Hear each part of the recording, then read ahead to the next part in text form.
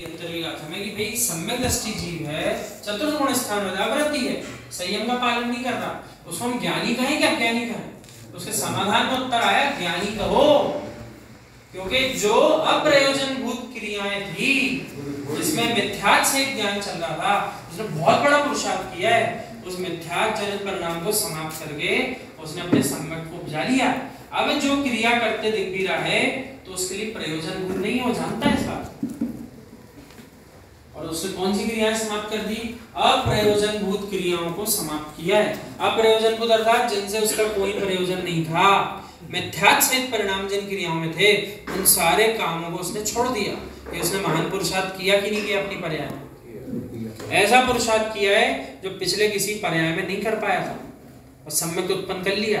तो इसलिए उसको अज्ञानी नहीं कहेंगे, सम्यक दृष्टि को भले अवृत्ति है तब भी वो ज्ञानी है, वो महान पुरुषार्थी है। हाँ, उसको पुरुषार्थ अभी और करना है, इस बात को भी स्वीकार करना चाहिए। पुरुषार्थ और करना पड़ेगा, इतने पे काम नहीं बनेगा, लेकिन उसने जितना किया है उसकी भी प्रशंसा जीव को करना चाहिए, ऐसा कह रहे हैं। तो सारे पदार्थों से युक्त अज्ञानी लोभी फल को बाद में प्राप्त करता है, उसी प्रकार अज्ञानी जो विषयों में आसक्त है वो पीछे ही फल पाता है।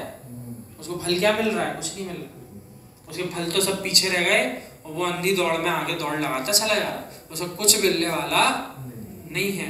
तो तीसरी गाथा जो है वो अज्ञानी और विषयासक्त जीवों को समझा रही है कि भैया विषयासक्ति छोड़ो, और विषयासक्ति छोड़ो मात्र श्रावकों को नहीं समझाया।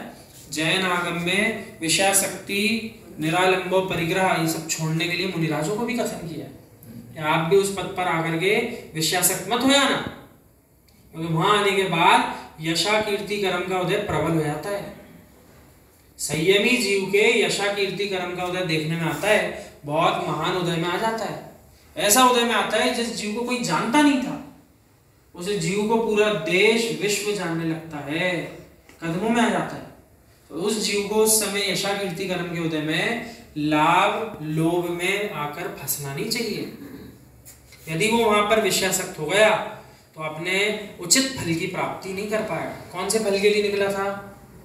मोक्ष फल के लिए निकला था, तो मोक्ष फल की प्राप्ति उसके नहीं हो पाई। तो वो जीव इतने महान कार्यों को करते हुए भी, यानी सारे संयम के कार्यों को करते हुए भी मोक्ष में प्रवेश नहीं कर पा रहा।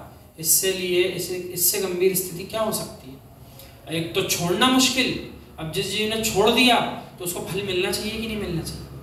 कितनी मेहनत लगती है छोड़ने में।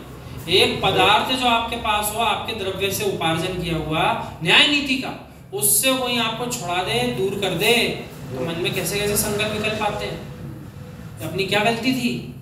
पूरा न्याय नीति पूर्वक कमाया था, वो भी छीन लिया।